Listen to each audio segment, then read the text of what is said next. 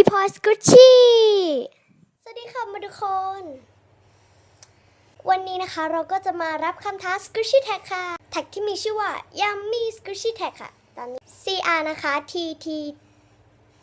CR คือ TTS Shop ค่ะเพื่อนท้าเรามานะคะเดี๋ยวเราจะขึ้นรูปไว้ให้นะคะไปดูเลยไปเริ่มทำกันเลยค่ะเย้ข้อแรกนะคะ Squishy ที่น่ากินแต่อยากให้มีกลิ่นก็จะเป็นพีชนะคะเพราะกลิ่นมันหายแล้วตำหนิโหดมากข้อ2นะคะ Squishy ที่มีกลิ่นหอมก็จะเป็นช็อตเค้กนะคะกลิ่นแบบช็อกโกแลตมากสโลว์มากเลยสโลว์ข้อ3นะคะ Squishy ที่น่ากินแต่ชิ้นใหญ่ก็จะเป็นคากิโกรินะคะ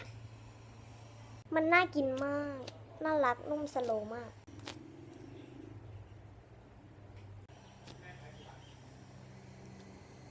ข้อ4 Squishy ที่น่าจะไม่มี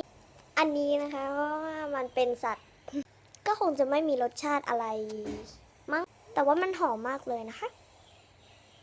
ข้อ5นะคะ Squishy ที่สโลว์ที่สุดในคอลเลกชันก็จะเป็นขนมปังไอบลูมนะคะสโลว์มาก